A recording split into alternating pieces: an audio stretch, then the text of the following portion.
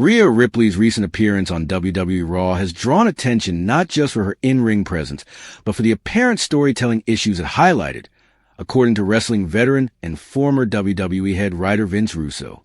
Russo recently spoke exclusively about Ripley and Io Sky, particularly regarding the controversial use of the poison mist in their ongoing feud with the Kabuki Warriors.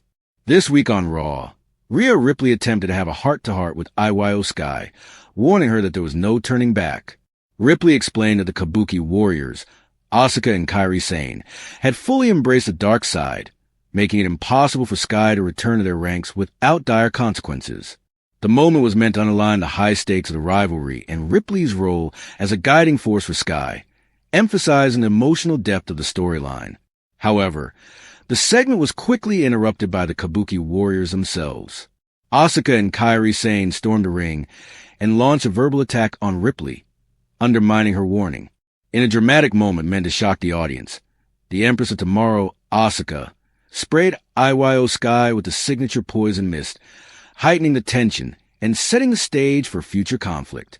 Fans anticipated this would result in severe consequences for Sky, further escalating the feud between the two factions. Despite the dramatic setup, Russo expressed concern about how the storyline was executed. On the latest episode of his podcast, Legion of Raw, Russo highlighted that WWE appeared to have booked itself into a creative corner with this angle. He pointed out that Ripley herself had been sprayed with the poison mist just a week earlier, a moment that was intended to have serious consequences for her character. Yet, during this week's Raw, Ripley appeared completely unharmed and unaffected, a glaring inconsistency that Russo believes undermines the storyline's credibility. According to Russo, WWE is trying to convince fans that the poison mist is a dangerous and potentially career-altering weapon. The visual and narrative cues are designed to create suspense, suggesting that being sprayed could have severe consequences. But the way Ripley's appearance was handled, she looked fine, fully capable, and unaffected, directly contradicts that premise.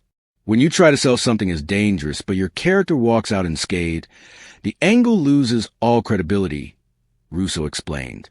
He added that this misstep is indicative of careless booking decisions and a lack of attention to storyline continuity under the current creative regime led by Triple H. The veteran writer further emphasized that wrestling storylines rely heavily on consistency and believability to engage viewers. When a plot point like the poison mist is introduced, audiences are expected to take it seriously and feel invested in its consequences. Inconsistent booking, such as Ripley appearing unharmed, erodes that investment and diminishes attention that the feud is supposed to create. Russo believes that if WWE continues on this path, fans may become disengaged from the storyline, seeing it as predictable or poorly thought out. Despite these criticisms, the feud between Rhea Ripley, Io Sky, and the Kabuki Warriors remains one of Raw's central storylines. The characters involved have significant talent and fan support, which could allow WWE to course correct if creative decisions improve. However, as Russo noted, careful attention to storytelling details is essential to maintain credibility and keep fans invested in the narrative. In summary, while Rhea Ripley's appearance on Raw showcased her skills and highlighted the intensity of her rivalry with the Kabuki Warriors, it also exposed weaknesses in WWE's creative execution. According to Vince Russo, inconsistent handling of the poison mist angle, particularly Ripley's seemingly unaffected state, has weakened the storyline's impact. Wrestling fans and analysts alike will be watching closely to see whether WWE can restore the stakes and deliver the dramatic tension that this feud promises.